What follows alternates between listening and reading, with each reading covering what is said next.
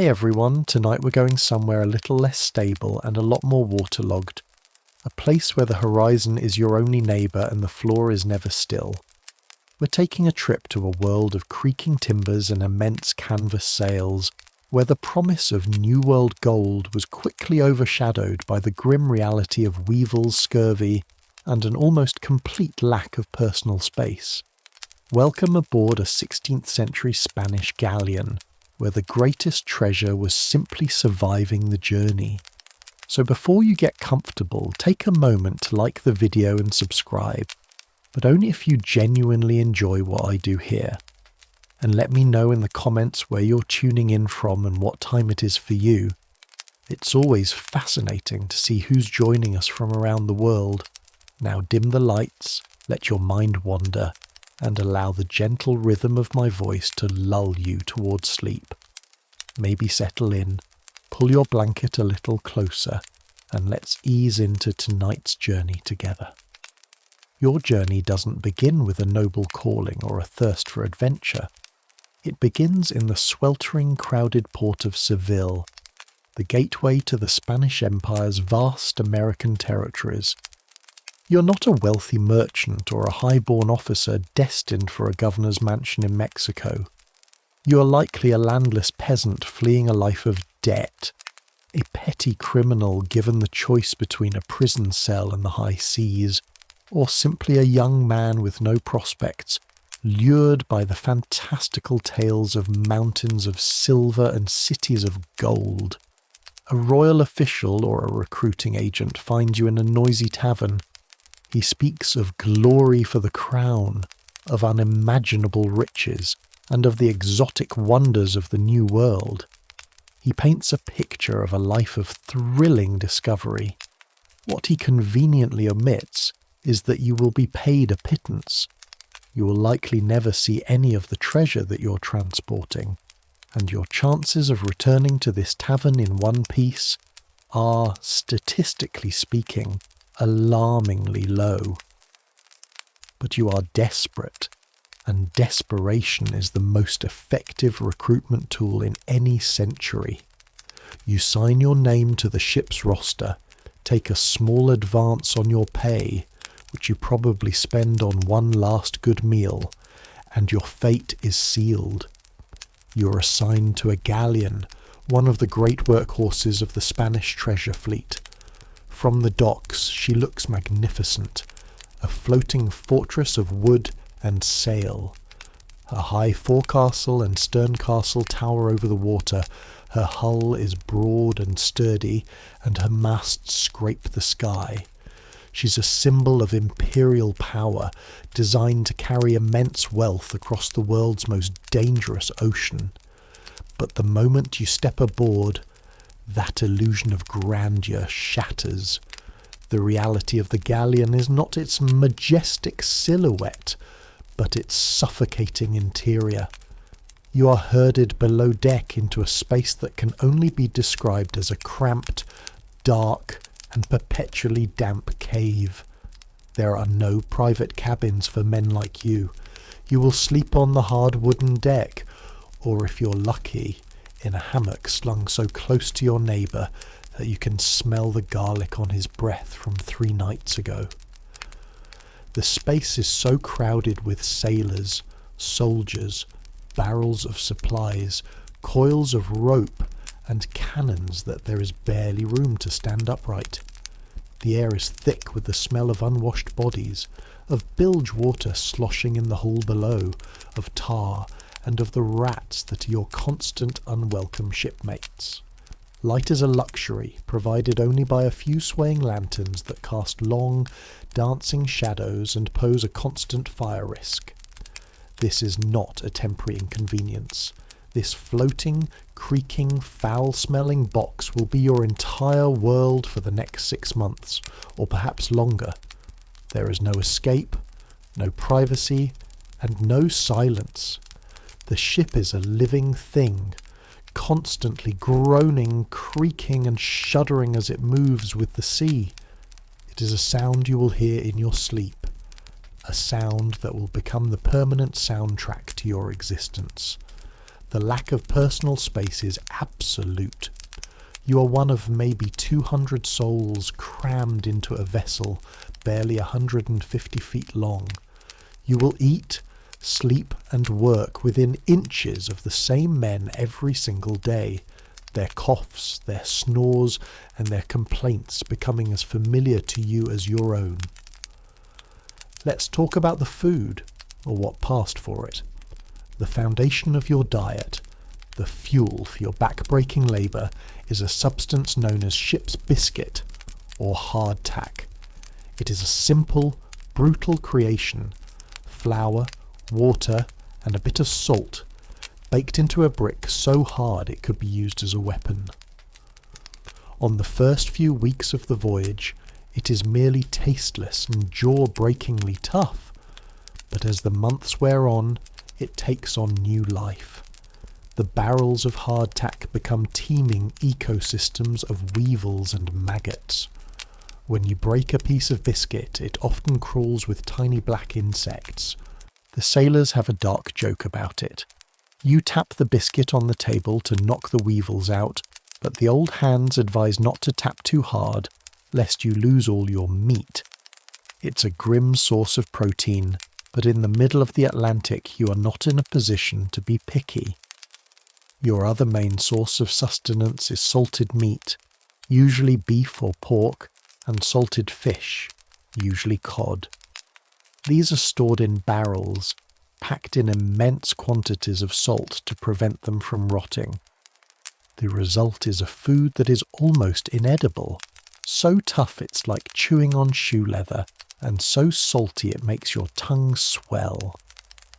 To prepare it, the ship's cook would tow it behind the ship in a net for a day to wash out some of the brine.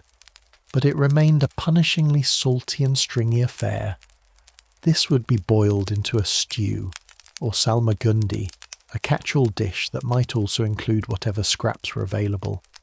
Fresh food is a distant memory. For the first week there might be some vegetables or fruit, but they spoil quickly. After that, your palate knows only 3 flavours: salty, stale, and infested. The water you drink is just as unappetizing. Stored in wooden barrels for months, it quickly becomes stagnant and slimy, tasting of the wood and whatever algae has decided to call the barrel home. It is often a murky green or brown colour, and drinking it is always a gamble. For this reason, your daily ration also includes wine or a crude form of brandy. The alcohol kills some of the bacteria and makes the foul water more palatable. This ration is one of the few pleasures of the day, a brief moment of warmth in your gut, but it is strictly controlled by the ship's officers. Drunkenness on duty is a serious crime, punishable by the lash. This monotonous, nutrient-poor diet leads to the most feared affliction of the long-haul sailor: scurvy. Today we know it as a simple vitamin C deficiency, but in the 16th century it was a mysterious and terrifying plague. It begins subtly, with a feeling of deep fatigue and aching joints. Then your gums begin to swell and turn purple, bleeding at the slightest touch. Your teeth loosen in their sockets until you can pull them out with your fingers. Old scars from long-forgotten injuries might suddenly reopen and begin to fester. Your skin becomes bruised and blotchy. In the final stages, you're too weak to stand, your body racked with pain, until death brings a merciful release. The Spanish, despite their vast naval experience, did not fully understand its cause. They attributed it to bad air or foul water, never making the connection to the lack of fresh fruits and vegetables. A voyage across the Atlantic could see 1/3 of the crew perish from this slow, agonizing disease. You watch your shipmates, men you've shared a hammock and a ration with, slowly waste away, and you pray you are not next. Your life is a cycle of relentless, exhausting labour, governed by the ring of the ship's bell and the barked orders of the boatswain. You're divided into watches, meaning you work in grueling shifts day and night in all weather. The most demanding task is working the sails. The galleon sails are immense sheets of heavy canvas, and managing them requires a coordinated team of strong men. You climb the rigging, your bare feet finding purchase on the tarred ropes, 100 feet above a churning sea. The wind whips at your clothes and tries to tear you from your perch. You haul on thick abrasive ropes until your hands are raw and bleeding, hoisting the massive yards or trimming the sails to catch the wind. In a storm, this work is terrifying. The deck is slick with rain and seawater, the ship pitching violently, and a single missed step means a certain death in the cold, black water below. When you're not in the rigging, you're at the pumps. The wooden hull of the galleon is never truly watertight. Seawater constantly seeps in, collecting in the bottom of the hull in a foul, stagnant pool called the bilge. The bilge water is a stinking soup of seawater, leaked waste and rotting debris. Several times a day your watch is sent to the pumps, a back-breaking manual labour of pumping this vile liquid back into the sea. The smell is overpowering, and the work is monotonous and draining. Another constant chore is scrubbing the decks, or holy stoning. You kneel on the wooden planks with a large flat stone, the holy stone, and scrub for hours, using sand and seawater to keep the wood from getting too slimy and dangerous. The work is hard on the knees and the back, but it is a vital part of shipboard hygiene and discipline. The ship is a demanding beast and her needs are constant. There is always a rope to be mended with tar, a sail to be patched, or rust to be chipped away from the iron fittings. There is no idle time on a Spanish galleon. Discipline is absolute and brutally enforced. The captain is a distant, godlike figure. Your immediate world is ruled by the master-at-arms and the boatswain, men who maintain order with their fists and their whips. Any infraction, insubordination, fighting, stealing rations, sleeping on watch, is met with swift and brutal punishment. The most common is flogging. You're tied to a grate or a mast, your back bared, and whipped with the cat-o'-nine tails, a multi-thonged whip that tears the skin to ribbons. The ship's surgeon is present, not to prevent the punishment, but to ensure you don't die before the prescribed number of lashes is delivered. For more serious crimes, the punishments are even more horrific. Keel hauling involved tying a sailor to a rope, throwing him overboard, and dragging him under the ship's hull. The keel was covered in sharp barnacles, which would shred the man's body as he was pulled underneath. Few survived. The ultimate punishment was to be marooned, left on a deserted island with a flask of water, a pistol with a single shot, and no hope of rescue. The law of the sea was designed to instill fear, because on a crowded ship full of desperate men, fear was the only thing that kept chaos at bay. And then there are the dangers that come not from the captain, but from the world itself. A storm at sea is one of the most terrifying experiences imaginable. The sky turns a bruised purple-black, the wind howls like a demon, and the sea rises up in mountainous waves that crash over the deck, sweeping away anything and anyone not tied down. The galleon, which seemed so large in port, is tossed about like a child's toy. You're below deck in the darkness, listening to the roar of the wind and the groaning of the ship's timbers, praying that the hull will hold and the masts will not snap. And of course there are enemies. Your galleon is a treasure ship, a floating vault, and it is a tempting target. pirates from the Barbary coast or the Caribbean, or worse.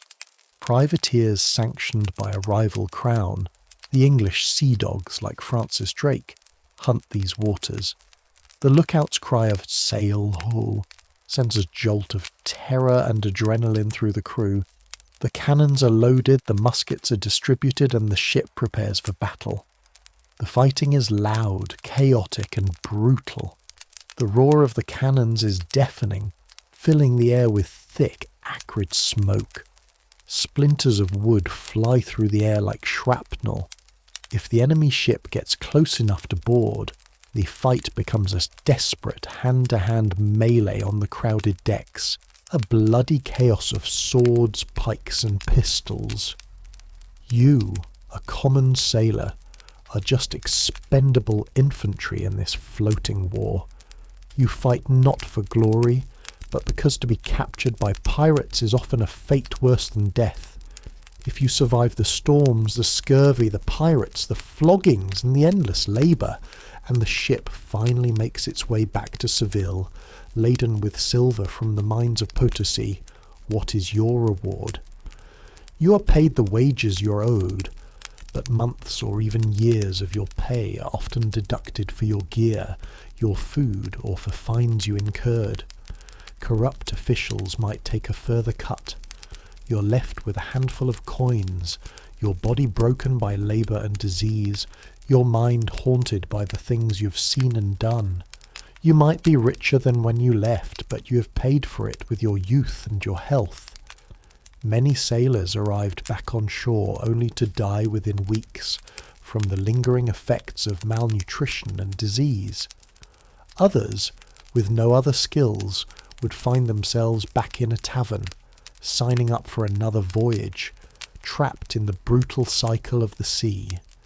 You were a tiny, expendable cog in the vast, glittering machine of the Spanish Empire, an empire built not just on the gold and silver you transported, but on the broken bodies and forgotten lives of men like you.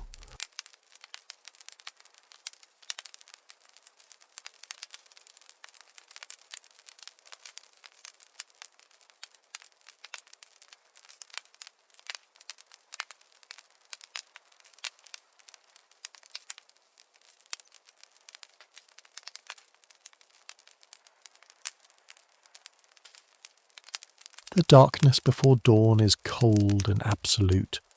A thick mist clings to the ground, smelling of damp earth, wet wool, and the ghosts of last night's campfires.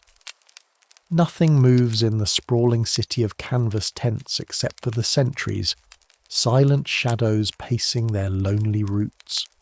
You are huddled under a thin, coarse blanket, sharing a small tent with 5 other men. Their snores and muttered sleep talk a familiar, constant chorus. You're not a farmer anymore.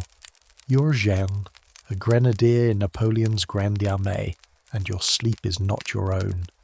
It is a temporary loan from the Emperor, and that loan is about to be called in. Suddenly, the silence is shattered. It starts as a single sharp tap, then erupts into a thunderous rolling rhythm that tears through the mist and straight into your bones. It's the réveillé. The drummers, boys no older than 15, are marching through the company streets, their drumsticks a blur of motion, beating out the relentless, non-negotiable command to awaken. There is no gentle transition. One moment you are lost in a dream of a warm hearth and your mother's soup. The next, you're scrambling in the cold darkness, the thunder of the drums seeming to shake the very ground beneath you. Around you, the entire camp groans to life.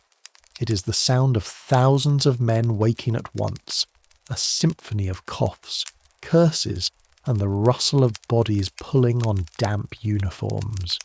You have mere minutes to prepare for the first formation of the day, the appel or roll call. You pull on your uniform, the heavy wool coat, the breeches, the tall bearskin hat that marks you as a grenadier, the elite shock troops of the line. The clothes are stiff, uncomfortable, and still damp from yesterday's rain. You stumble out of the tent into the pre-dawn gloom, fumbling with buttons and straps. The air is filled with the low, gruff voices of the sergeants, men whose faces look like they've been carved from old leather and disapproval. "Formation! Wir! Wit! Move! You sons of sleeping dogs!" Their voices cut through the noise. You find your place in the line, your comrade shuffling into position beside you. You stand shoulder to shoulder, a long dark line of blue and white, barely visible in the misty twilight. The sergeant begins the roll call, his voice sharp and methodical as he reads from a small worn book.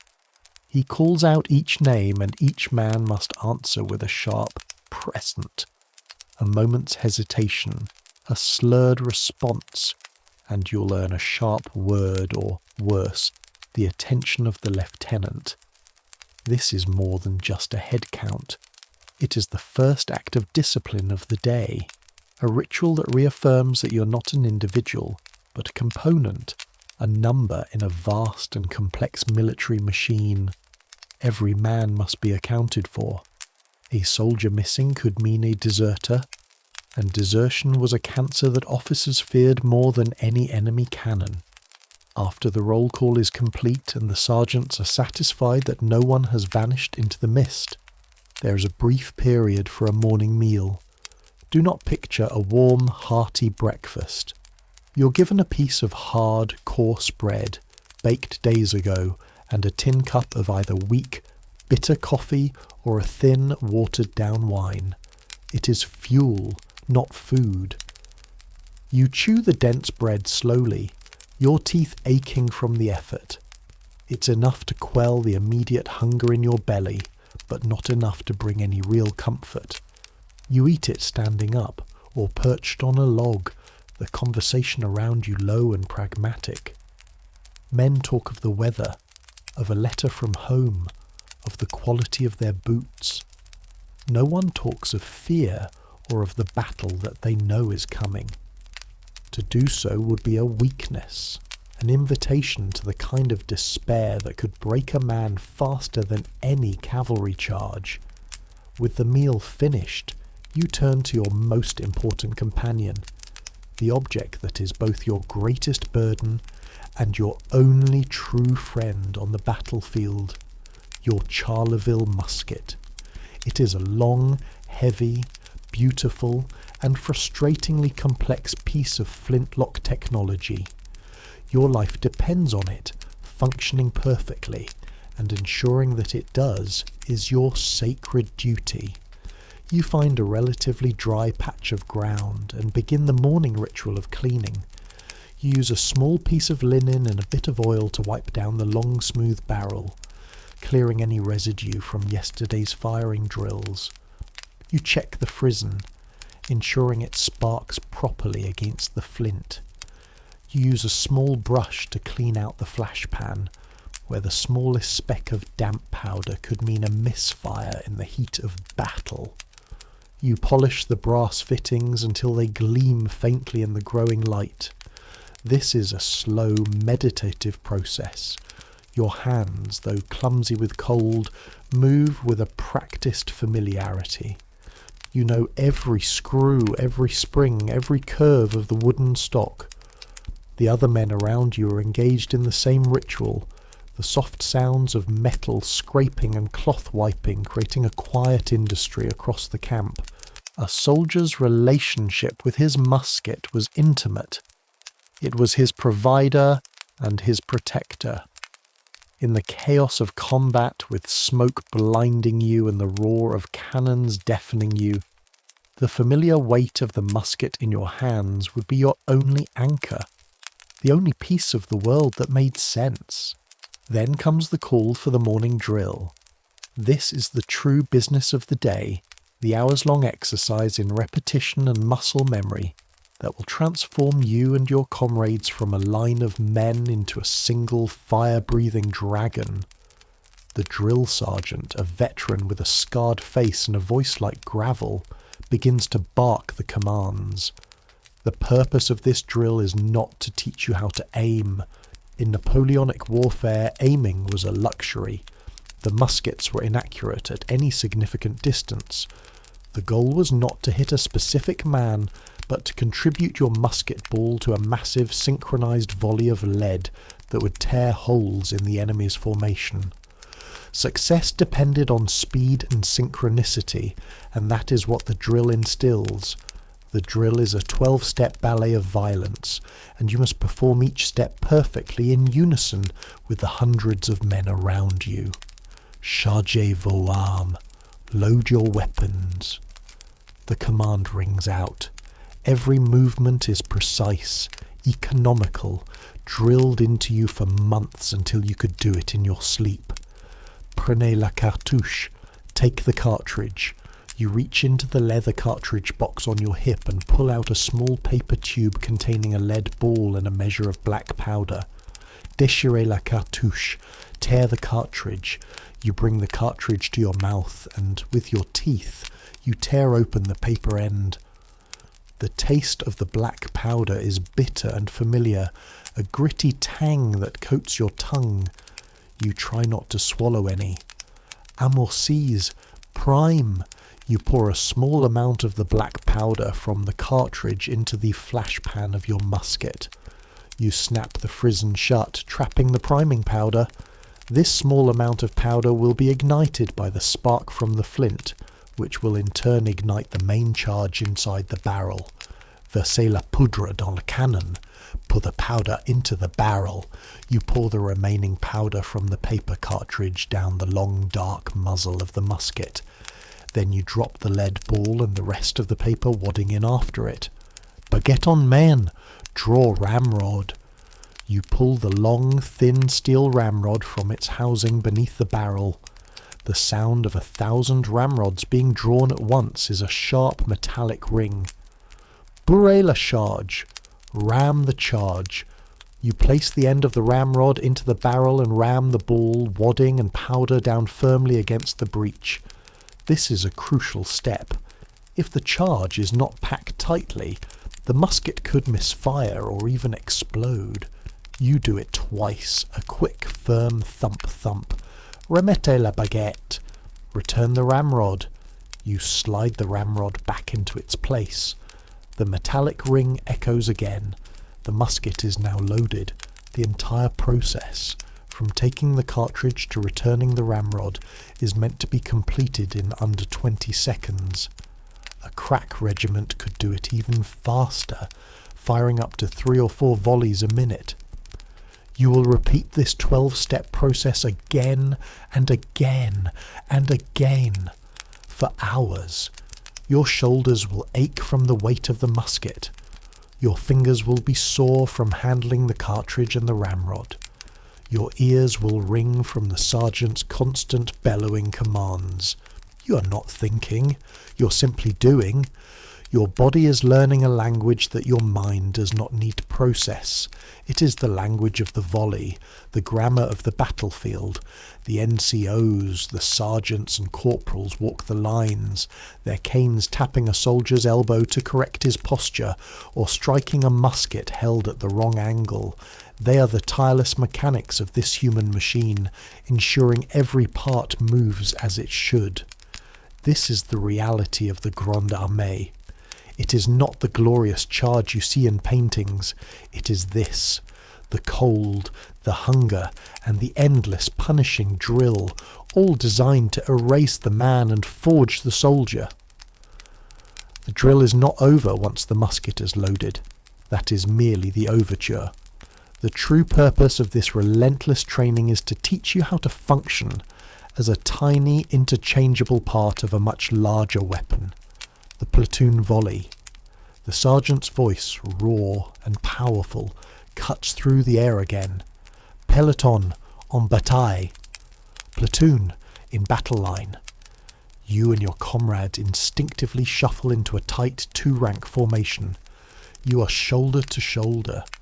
So close you can feel the warmth of the man next to you, smell the faint scent of stale wine on his breath.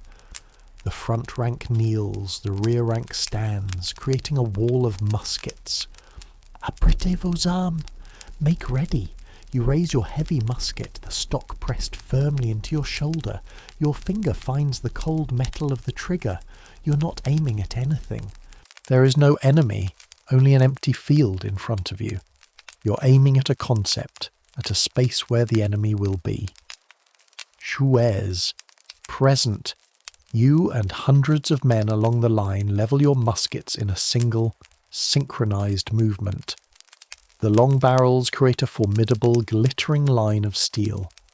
For a heartbeat, there is a tense, charged silence, broken only by the fluttering of the regimental standard in the breeze. Phew! Fire! The world explodes. A single, deafening, rolling roar consumes everything. The musket kicks back against your shoulder like a mule, a brutal, jarring impact. A cloud of thick, white, acrid smoke erupts from the muzzle, instantly obscuring your vision. You see nothing but a wall of white smoke smelling of sulphur and burnt powder. The noise is so immense that it leaves your ears ringing, a high-pitched whine that will linger for hours. You have no idea if you've hit anything. It doesn't matter. Your job was to fire in unison, to contribute your one lead ball to the storm of metal sent downrange. Before the smoke has even begun to clear, the sergeants are screaming again. Recharges, vite, reload, quickly, and the 12-step ballet begins anew. You're an automaton, your hands moving without conscious thought, tearing the cartridge, priming the pan, ramming the charge, all while enveloped in a blind, choking fog. This is the reality of Napoleonic warfare. You fire your first volley with a clear view, and every subsequent one blind, aiming only at the noise and the vague shapes you might glimpse through the smoke. But firing is only one part of the equation. A regiment that can only stand and shoot is a static target, easily outflanked and destroyed. The true genius of the Grande Armée lay in its ability to maneuver on the battlefield, to move as a single, fluid entity, changing its shape to respond to threats or create opportunities. And so, the next phase of the drill begins. Maneuvers. The commands become more complex. You learn to march in the classic line formation, 2 or 3 ranks deep. This formation maximizes firepower, allowing the most muskets to be brought to bear on the enemy. But it is clumsy, difficult to maintain over uneven ground, and vulnerable on its flanks. You learn the importance of the touch, keeping your elbow in light contact with the man next to you, a human chain that keeps the line from breaking. The NCOs are merciless, their canes constantly correcting the alignment, ensuring the line remains a perfect, unwavering wall of men. Then you learn to shift from a line into a column. Former la colonne. The command is a signal for a complex series of pivots and steps. The line breaks apart and reforms into a deep, narrow column. The column is less effective for firing, as only the men in the front ranks can bring their muskets to bear. But it is the formation for movement, and for the assault. It can move much faster than a line, and has a terrifying momentum, designed to punch through an enemy's defences like a battering ram. You drill this transition endlessly, moving from line to column and back again, until the entire battalion can change its shape in a matter of minutes, a fluid and deadly organism of thousands of men. Perhaps the most crucial and most terrifying formation you must master is the square. Former le carré. Form the square. This is the ultimate defence against the most feared weapon on the Napoleonic battlefield, the cavalry charge. At the command, the regiment rapidly reforms itself into a hollow box of men, several ranks deep on each side. The front rank kneels, their muskets planted on the ground with the bayonets pointing outwards. creating a dense, bristling hedge of steel. The ranks behind them stand ready to fire over their heads. You are now inside this human fortress. The officers, the drummers, and the regimental standard are safe in the centre. The drill often involves the regiment's own cavalry charging at the square, their horses thundering towards you, only to peel off at the last second. The experience is visceral and terrifying. You hear the pounding of hundreds of hooves, a sound like an approaching earthquake. You see the immense shapes of the horses and their riders looming larger and larger. Your every instinct screams at you to run, to break, but you hold your ground. The survival of everyone in the square depends on each man staying in his place. A single gap in the line, a single man faltering, and the cavalry could pour through, cutting the square to pieces from the inside. You learn to trust the man next to you, to trust the wall of bayonets, and to trust that the disciplined volleys fired by the ranks behind you will break the charge. There is no greater test of a soldier's courage and discipline than standing firm inside a square, a tiny island of order in a sea of thundering chaos. The final element of the morning's training is the bayonet drill. After hours of marching and firing, the sergeants give the command that signals the grim finale of any real battle. Bayonets, O cannon! Fix bayonets. You hear the sharp metallic sheen of 1,000 bayonets being drawn from their scabbards, followed by the solid click as they are locked onto the muzzles of the muskets. Your weapon is no longer just a firearm. It is now a short pike, a brutal instrument for close-quarters combat. You are formed into lines and made to practice against straw-filled dummies or wooden posts. You learn the lunge, the parry, the thrust. The movements are aggressive, designed to kill. The sergeants urge you on with shouts of "En avant! Toujours en avant! Forward! Always forward!" They're training you to overcome the natural human hesitation to engage in such brutal, intimate violence. They're teaching you to be the aggressor, to drive your bayonet home with force and without thought. By the time the drills finally end around midday, you are utterly exhausted. Your muscles scream in protest. Your shoulder is a tender bruised mess from the musket's recoil, and your ears are still ringing. Your uniform is soaked with sweat. Your face is smudged with black powder, and your mind is numb from hours of intense concentration. The sergeants dismiss you, and a wave of collective relief washes over the regiment. The rigid discipline of the morning dissolves into the weary chatter of men. Now comes a moment of respite. The midday meal is more substantial than breakfast. Large cauldrons have been simmering over company fires all morning, and the air is now filled with the smell of a hot, savoury stew. You line up with your tin mess kit, and the company cook ladles out a portion of the soup, a thick mixture of whatever meat or vegetables were available. Perhaps some stringy beef, onions, carrots and potatoes, all boiled down into a nourishing if uninspiring broth. You're also given your bread ration and another measure of wine. You find a place to sit with your comrades, leaning against a tent or a stack of barrels. For the first time all day, you are allowed to relax. The conversation is easy. Men clean their muskets with a more leisurely pace. They mend small tears in their uniforms, or they simply lie back on the grass and close their eyes, soaking in the fleeting warmth of the midday sun. This small pocket of peace is a precious commodity.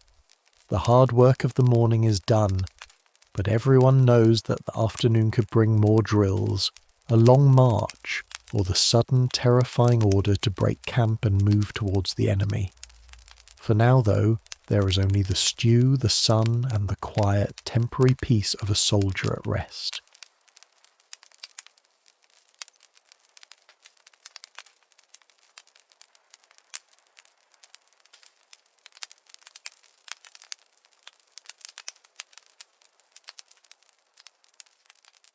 Long before the world knew of hydroponics or vertical farming, in the centre of a vast, shimmering lake, an ancient civilization engineered one of the most ingenious and sustainable agricultural systems in human history. In the Valley of Mexico, the city of Tenochtitlan, the magnificent capital of the Aztec Empire, rose from the waters of Lake Texcoco like a stone and cedar mirage. It was a metropolis of over 200,000 people, larger than any European city of its time, but a great city requires a great deal of food, and the marshy, unstable ground around the lake was ill-suited for conventional farming. The Aztec solution was not to conquer the land, but to create it from the water itself. They built chinampas, the so-called floating gardens, a marvel of engineering that transformed the swampy lake into a sprawling, fertile paradise and fed an entire empire. To be a gardener here, a chinampero, was to be a master of mud, water, and willow, a practitioner of an art that was both deeply practical and profoundly sacred. What exactly was a chinampa? The term floating garden is a romantic misnomer. These were not free-floating rafts drifting aimlessly on the lake. They were sophisticated, man-made agricultural beds anchored firmly to the shallow lake bed. The process of building one was a slow, laborious act of creation. First, the chinampero would navigate his canoe into a shallow, marshy area of the lake. He would use long wooden stakes to mark out a rectangular plot, typically about 30 metres long and 2.5 metres wide. This frame was the skeleton of the new land. Then, using woven reeds and branches, he would create a sturdy, fence-like enclosure around the perimeter. This woven wall was the skin, designed to hold the contents in. The next, most crucial step was the filling. The chinampero would dredge the rich, dark mud and decaying vegetation from the bottom of the canals surrounding his plot. He would pile this nutrient-dense muck inside the reed enclosure, layer by layer. He would add decomposing plants, aquatic weeds, and even human waste collected from the city, creating a kind of super compost. This process was repeated until the new bed of earth rose about a metre above the water level. The result was a long, narrow, incredibly fertile island, separated from its neighbours by a channel of water just wide enough for a canoe to pass through. To give the chinampa permanence and stability, willow trees were planted at the corners and along the edges. Their dense, water-loving roots would grow down into the lake bed, acting as natural anchors, holding the man-made island firmly in place and preventing erosion. These willows also provided shade and wood, making them an integral part of the system. The canals between the chinampas were not just transportation routes, they were the lifeblood of the entire system, providing moisture and a constant source of new mud to replenish the soil's fertility. The genius of the chinampa system lay in its perfect marriage of water and earth. The most significant advantage was its self-irrigating nature. The soil of the chinampa was like a sponge, constantly drawing water up from the surrounding canals through capillary action. The roots of the plants could reach down into this perpetually moist soil, meaning the crops rarely needed to be watered by hand, even during a dry spell. This saved immense amounts of labour, and made the system incredibly resilient. Furthermore, the fertility of the soil was almost inexhaustible. Periodically, the chinampero would scoop fresh mud and decaying plant matter from the bottom of the canals and spread it over the top of his garden bed. This practice, akin to modern sheet mulching, constantly replenished the nutrients, making the chinampas some of the most intensely fertile farmland on the planet. This allowed for an astonishing level of productivity. A single chinampa could yield up to 7 different crops a year. While farmers in Europe were often limited to 1 or 2 harvests, the chinamperos of Tenochtitlan were in a state of continuous cultivation, a cycle of planting and harvesting that never ceased. A day in your life as a chinampejo begins at dawn. You push your shallow canoe, your akal, away from the dock of your home on the edge of the city and glide into the labyrinthine network of canals. The morning air is cool and misty, the surface of the water like polished obsidian. The only sounds are the gentle dip of your paddle and the distant calls of water birds. You navigate the familiar waterways until you reach your family's chinampas, long green rectangles of life teeming with growth. Your first task is to tend to the seedlings. The Aztecs were masters of propagation. You would maintain a special seed bed, called an almaciga, on one end of the chinampa. This was a bed of pure, rich mud, where you would carefully sow the seeds for the next crop. Once the seeds sprouted and grew into sturdy seedlings, you would carefully cut the mud into small individual cubes, each containing a single, healthy plant. This allowed you to transplant the seedlings into the main garden with their root ball intact, minimizing shock and ensuring a higher survival rate. Today, you are transplanting maize. You take the small mud cubes and carefully place them in neat rows along the chinampa. The soil is soft and dark, yielding easily to your hands. Beside the maize, you might plant beans, their vines destined to climb the sturdy maize stalks for support. And between the rows, you plant squash, its broad leaves spreading out to shade the soil, retaining moisture and suppressing weeds. This is the Three Sisters, a companion planting system used throughout Mesoamerica, a perfect symbiosis of crops that support and nourish one another. But your garden is far more diverse than that. In other sections of your chinampa, you cultivate tomatoes, chili peppers, amaranth, and chayote. Your garden is a miniature edible jungle, a testament to generations of accumulated botanical knowledge. Flowers, or xochitl, are another vital crop. In Aztec society, flowers were not mere decorations. They were sacred, used in nearly every religious ceremony and social ritual. They were offerings to the gods, adornments for priests and nobles, and symbols of beauty, life, and the transient nature of existence. You cultivate vast quantities of marigolds, dahlias, and other vibrant blossoms. Their bright colours stand out against the deep green of the chinampa, a splash of divine beauty amidst the practical business of growing food. The demand for flowers from the temples and palaces is insatiable, and they are one of your most valuable cash crops.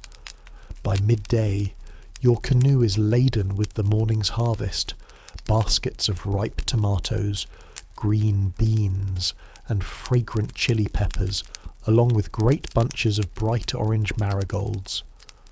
Now, your journey takes you from the quiet solitude of your garden to the bustling heart of the empire, the great market of Tlatelolco. You paddle your canoe through the main canals of Tenochtitlan, which serve as the city's highways. You glide past the stone houses of nobles, the workshops of artisans, and the imposing sight of the great pyramids in the distance. The canals are crowded with other canoes, a traffic jam of merchants and travellers. Finally, you arrive at the market, a vast open plaza teeming with thousands of people. The sound is overwhelming. A cacophony of vendors shouting their wares, of haggling buyers, of musicians, and of the chatter of a dozen different languages from all corners of the empire. You unload your produce and flowers, arranging them neatly on a mat. You trade your goods not for coin, but through barter, exchanging your fresh vegetables for salt from the coast, obsidian blades from the mountains, or colourful woven cloth from a neighbouring stall. The Chinampa system was the engine that powered the Aztec Empire. It was this incredibly productive form of agriculture that allowed Tenochtitlan to grow into a massive, densely populated city, free from the famines that often plagued other parts of the world. The constant supply of fresh food from the Chinampas supported the priests who maintained the cosmic order, the warriors who expanded the empire's borders, and the artisans who created its magnificent works of art. The city and the gardens were inextricably linked, a single, thriving organism of stone and soil, water and blood. The Chinamperos were the unsung heroes of the empire, the silent, diligent gardeners whose daily labour made the grandeur of Tenochtitlan possible. After the Spanish conquest in 1521, the delicate ecosystem of the Chinampas began to unravel. The Spanish, unfamiliar with the system and eager to reshape the landscape in their own image, began to drain the lakes to control flooding and create more solid ground for their new capital, Mexico City. The canals were filled in, the water levels dropped, and many of the Chinampas dried up and were lost forever. The intricate, sustainable world of the Chinamperos was paved over, replaced by stone streets and colonial buildings. Yet, remarkably, the legacy of the Chinampas did not vanish completely. In the southern borough of Xochimilco in modern-day Mexico City, a small remnant of this ancient system survives. Here, you can still ride a colourful boat, a trajinera, through the old canals gliding past the fertile garden beds. It is a living echo of the Aztec capital, a testament to the ingenuity of a people who did not just live on the water, but who built their world from it, one muddy, magnificent island at a time.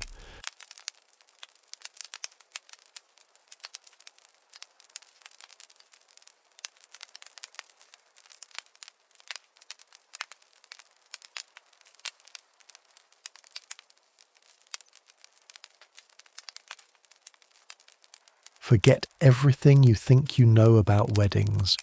Forget the white dresses, the celebratory feasts, the gathering of families, and the public declaration of love. In the stark, disciplined, and brutally pragmatic world of ancient Sparta, marriage was not a romantic affair. It was a state-sanctioned eugenic imperative, a duty performed not for personal happiness, but for the singular purpose of producing strong, healthy children for the Spartan war machine. And the wedding ceremony itself was one of the strangest rituals in the ancient world, a clandestine operation of abduction and secrecy. For a young woman in Sparta, her first day as a bride was not the beginning of a new life with her husband. It was the beginning of a secret, a continuation of her old life, and her formal entry into her most solemn duty, to be the mother of future warriors. Your journey to becoming a bride begins not with courtship, but with an arrangement. You're likely in your late teens or early 20s, older and more physically mature than brides in other Greek city-states like Athens, where girls could be married off shortly after puberty. In Sparta, it was understood that a strong, mature woman would produce stronger children, and that was the only metric that mattered. Your father, or a male guardian, would arrange your marriage with the father of a suitable young man. The criteria for a good match were simple and unsentimental. Did he come from a good lineage? Was he a respected soldier? Was he physically strong and healthy? Similarly, your value was measured by your physical fitness and the reputation of your family. There was no poetry, no exchange of loving glances, no consideration of compatibility or affection. It was a biological and social contract designed to benefit the state. The day of the wedding arrives, but there is no public ceremony, Your preparations are bizarre and almost military in their severity. You're taken aside not by a group of giggling friends, but by your nympha komos, a kind of matron of honour or bridesmaid.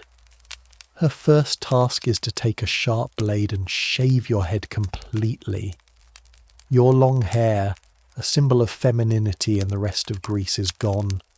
This act was likely symbolic, meant to defeminize you, to strip away your girlish identity and prepare you for the almost masculine role of a Spartan mother.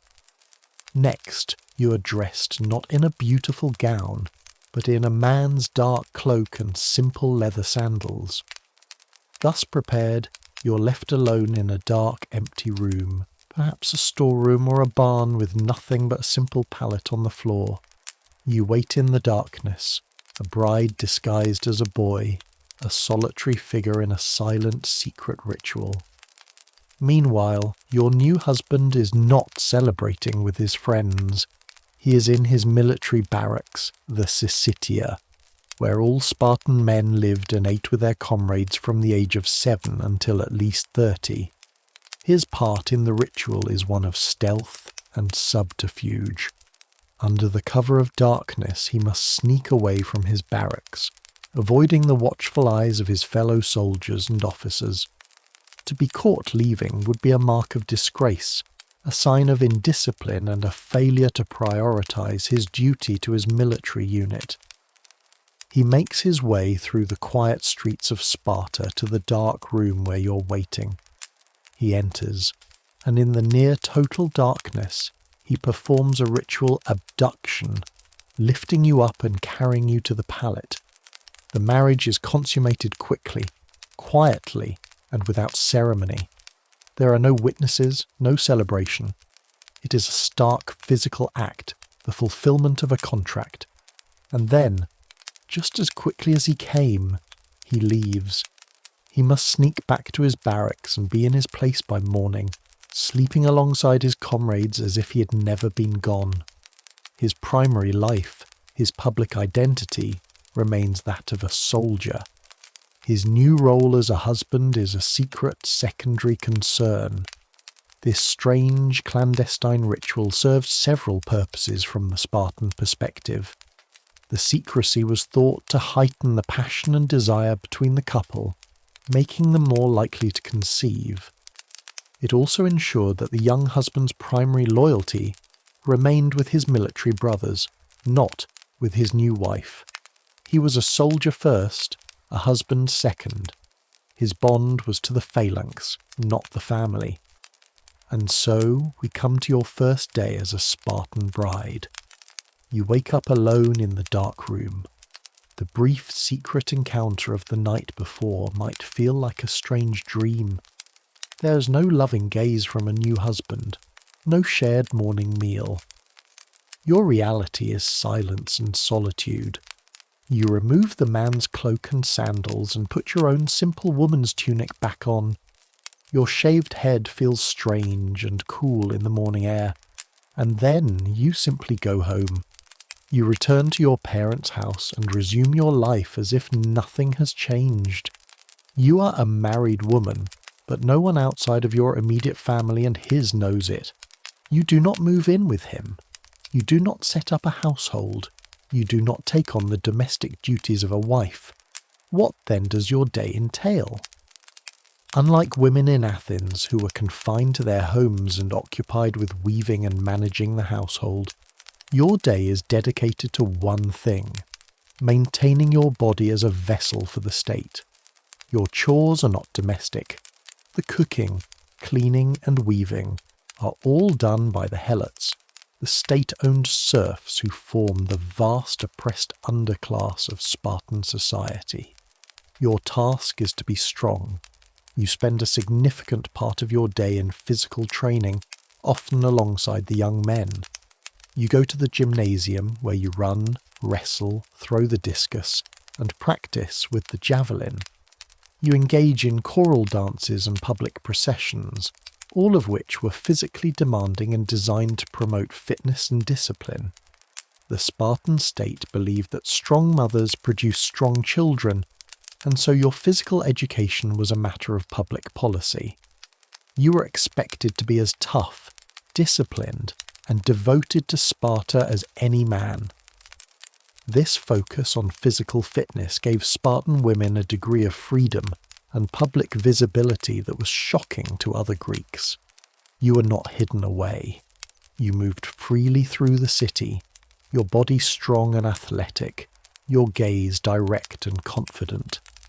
Spartan women were famously outspoken, known for their sharp, laconic wit.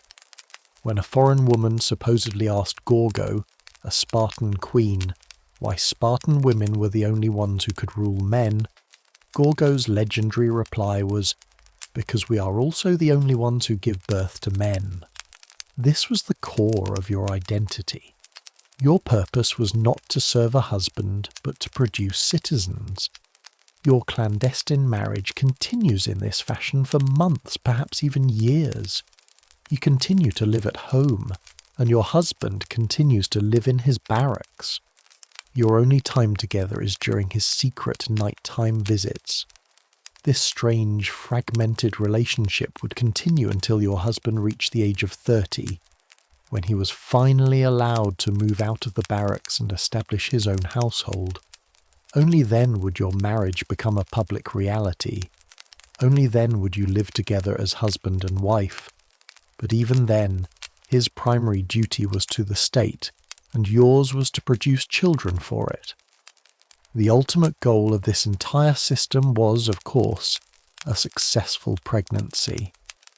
To conceive and bear a healthy child, especially a boy, was a Spartan woman's greatest achievement and her highest honour. It was the fulfilment of her purpose as a citizen. When you gave birth, the child's fate was not in your hands. The newborn would be taken by its father to the elders of the tribe, who would examine it for any signs of weakness or deformity. If the child was deemed strong and healthy, it was returned to you to be raised. If it was found wanting, it would be left to die of exposure at the Apothete, a chasm at the foot of Mount Taygetos. It was a brutal system of state-enforced eugenics. There was no room for sentiment, only for the cold, hard logic of strengthening the Spartan state. Your role as a mother was to instill in your children the core Spartan values of discipline, endurance, and absolute loyalty to the state. You were not to coddle them. You would famously tell your sons as they left for battle, "Return with your shield or on it," meaning return victorious or die trying. The depth of this devotion to the state above all else was so profound that it was formally recognized in death. In Sparta, only two kinds of people were considered worthy of having their names inscribed on their tombstones: men who died in battle and women who died in childbirth. Both were seen as having given their lives for the good of Sparta, the ultimate act of patriotic sacrifice. So, your first day as a bride in ancient Sparta is a day of quiet continuation. It is a day of physical training, of discipline, and of silent, secret knowledge. You're a wife, but not in any way another Greek would recognize. You're a partner in a state-mandated program, a vessel for the future of a military society. Your life is not one of domestic comfort or romantic love, but of immense responsibility, public duty, and a strange, formidable freedom. You are a pillar of the most unusual and demanding society in the ancient world, and your journey as a bride has only just begun. Not with the celebration, but with a silent, solemn promise to create the next generation of Spartans.